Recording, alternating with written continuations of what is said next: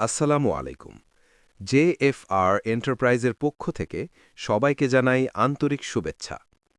আজকের আলোচনাটা আমরা করব এমন একটা বাস্তব বিষয় নিয়ে, প্রবাস জীবনের শেষে দেশে গিয়ে কি করবেন, ব্যবসা নাকি ইনভেস্টমেন্ট।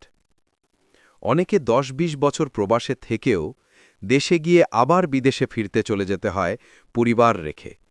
কেন? কারণ ১. নিজের চিন্তা করেননি, কিছুই ভাবেননি, পরিবারের পিছনে সকল টাকা পয়সা খরচ করে ফেলেছেন, কারণ ওই বিদেশে গেলেই তো আবার টাকা কামানো যাবে। ২. কোথাও ইনভেস্টমেন্ট করতে রাখতে পারেননি, কারণ সঠিক পরিকল্পনার অভাব, বিশ্বাস নেই, ভয় কাজ করে, রিস্ক নিতে পারেননি। ৩.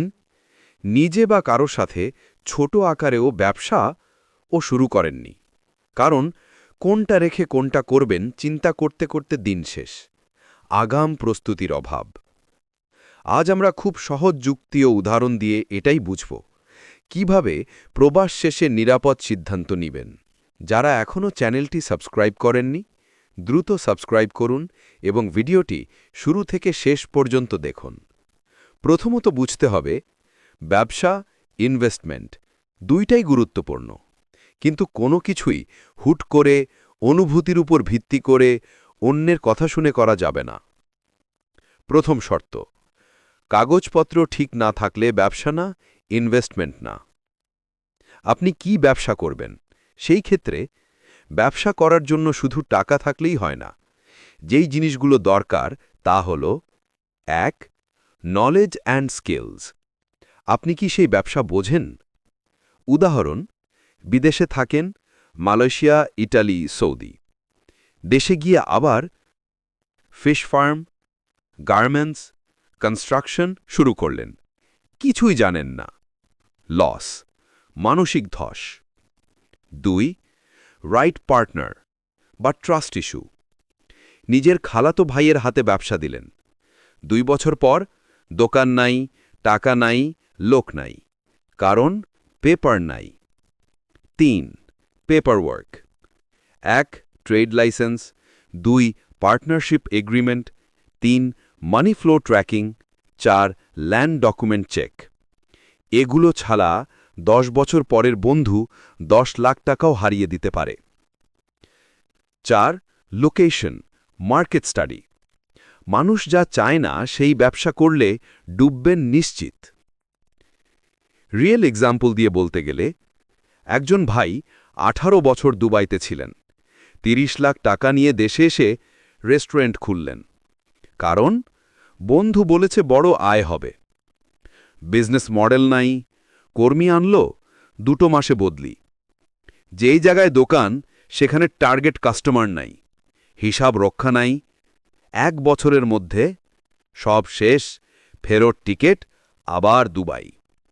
Problem was not business, problem was unplanned entry. দ্বিতীয়ত, আপনি কি ইনভেস্টমেন্ট করবেন? সেই ক্ষেত্রে ইনভেস্টমেন্ট দেখলে কি মনে হয়? Passive income. কিন্তু ভুল ইনভেস্টমেন্ট সমান সমান নিঃস্ব জীবন। কোথায় করবেন? ১. রিয়েল স্টেট বা land or flat. ২. Commodity trading, যেরকম চাল, তেল ইত্যাদি। ৩. Trading business. ৪. বন্ড বা saving scheme. ৫. Franchise business. ৬. Stock market, যদি নলেজ থাকে।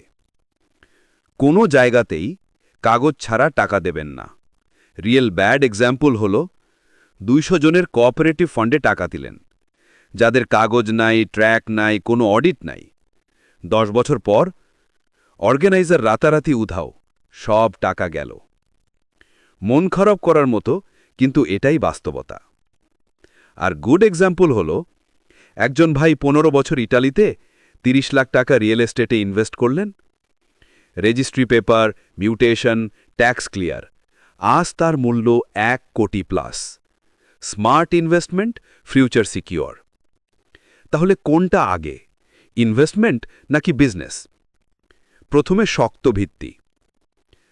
সিকিউর ইনভেস্টমেন্ট 40 থেকে 50%, যাতে ভবিষ্যৎ নিরাপদ থাকে। তারপর পরীক্ষা। ছোট স্কেলে ব্যবসা 10 থেকে 20%, মার্কেট টেস্ট। যদি সাফল্য আসে তাহলে expand. Businesses future growth, investments future security. দুইটারই ভারসাম্য দরকার। এখনও চ্যানেলটি সাবস্ক্রাইব না করলে দ্রুত সাবস্ক্রাইব করুন এবং ভিডিওটি শেষ পর্যন্ত দেখুন। তাহলে আগামী 1 বছর কি করবেন? 1. নিজের দক্ষতা লিস্ট করুন। কোন ব্যবসা আপনার জন্য উপযুক্ত?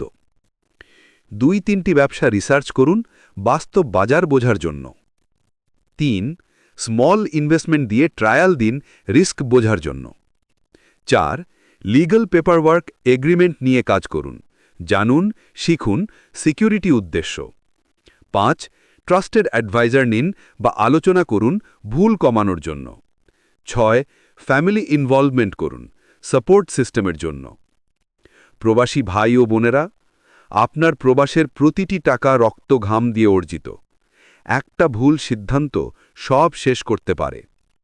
আজকে মনে রাখবেন, ব্যবসা ও ইনভেস্টমেন্ট দুইটাই দরকার, কিন্তু অনুভব দিয়ে না, জ্ঞান, কাগজ ও পরিকল্পনা দিয়ে। নিজেকে প্রশ্ন করুন, আজ আমি কি ভবিষ্যৎকে নিরাপদ করার জন্য কাজ করছি? প্রবাস জীবনের আসল সাফল্য যখন আপনি আপনার পরিবার নিয়ে ভালো থাকতে পারবেন। Thank you for watching. আল্লাহ হাফেজ।